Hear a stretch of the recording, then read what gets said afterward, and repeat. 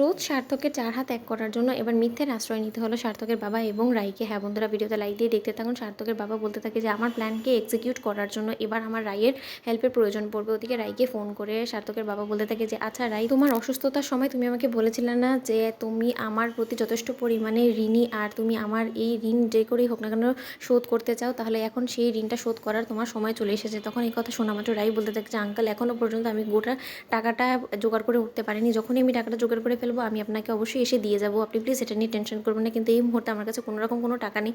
তখন এই কথা বলা মাত্র সার্থকের বাবা বলতে থাকে যে কে বলেছে সবসময় ঋণ টাকা দিয়ে শোধ করা যায়, আমাকে একটু হেল্প করো তো, তুমি তোমার এই ঋণটা শোধ করতে পারো তাই না। তখন এই কথা শুনে রাই বলতে থাকে যে আঙ্কেল, এটা কী করে সম্ভব, আমি কিছু বুঝতে পারছি না, আপনি কী হেল্প চান আমার কাছ থেকে, আর আমি এই মুহূর্তে আপনাকে কী বা হেল্প করতে পারি বলুন তো।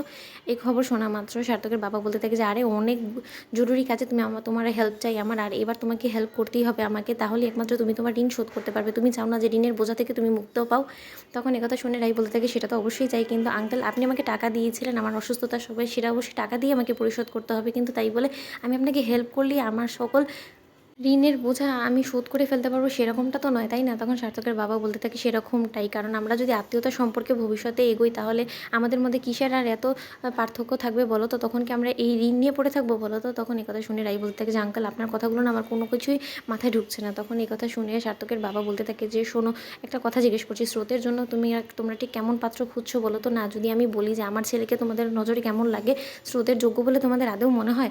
তখন এই কথা শুনে রাই বলতে থাকে যে আঙ্কেল, একটা সত্য কথা আসলে না বললেই না, সার্থক মানুষ হিসেবে যথেষ্ট পরিমাণে ভালো, আসলেই আপনি যথেষ্ট পরিমাণে ভালো শিক্ষা দিয়ে সার্থককে মানুষ করেছেন, কিন্তু তার সত্ত্বেও আমার মনে হয় না যে সার্থক এখন যথেষ্ট পরিমাণে প্রিপেয়ার আছে স্রোতকে বিয়ে করার জন্য, এতটুকু অন্তত আমার মনে হয় ব্যক্তিগতভাবে। তখন এই কথা শুনে সার্থকের বাবা বলতে থাকে যে ওই অপদার্থ কোনোদিনও স্রোতের প্রতি নিজের ভালোবাসাটাকে মুখে আনবে না বা প্রকাশ করবে না, আমি সেটা খুব ভালো করে জানি। এখন কি করে ওর মুখ থেকে এই সত্য কথাটা উগলাতে হবে সেটাই ব্যবস্থা আমি করবো, তার জন্য তোমার সহায়তা আমার চাই।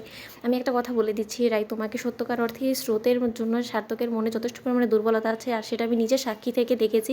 আমি যখন স্রোতের জন্য অন্য একটা ছেলের কথা বলি, ওর বিয়ে ঠিক করার কথা বলি, ঠিক তখনই স্রোতের প্রতি সার্থকের হঠাৎ করেই এত কিসের ভালোবাসাটা উগলে উঠে সেটাই আমি বুঝতে পারি না। সেটা থেকে যথেষ্ট পরিমাণে আমার কাছে পরিষ্কার হয়ে গিয়েছে এই জিনিসটা যে না, আমার ছেলে যথেষ্ট পরিমাণে স্রোতকে ভালোবাসে, কিন্তু সেটা ও মুখে কোনোদিনও প্রকাশ করবে না। আর ওদের ৪ হাত এক করার জন্য আমাদেরকে আগে আমাদের প্ল্যানটাকে এক্সিকিউট করতে হবে। তখন কথা শোনা মাত্র রাই বলতে থাকে আঙ্কেল, আপনি কোন প্ল্যানের কথা বলছেন বলুন তো, আপনি কি কোনো প্ল্যান করেছেন। তখন সার্থকের বাবা বলতে থাকে যে প্ল্যান তো অনেক আগেই করে ফেলেছি, কিন্তু এখন এটা এক্সিকিউট কী করে করবো সেটাই ভাবছিলাম। আসলে শোনো, তোমাকে একটা কথা বলছি, এই সানডেতে আমি ভেবেছি যে স্রোতের জন্য যে পাত্রটাকে আমি ঠিক করেছি, মানে আমার বন্ধুর ছেলে, তার সাথে আমি স্রোতের দেখা করাবো। এখন তখন তো অবশ্যই তোমাদের প্রয়োজন পড়বে, তাই তোমাকে এবং তোমার বৌমনিকে অবশ্যই আসতে হবে। তোমাদের ভিডিওটি ভালো লাগলে লাইক এবং শেয়ার করে সাবস্ক্রাইব করতে ভুলো না।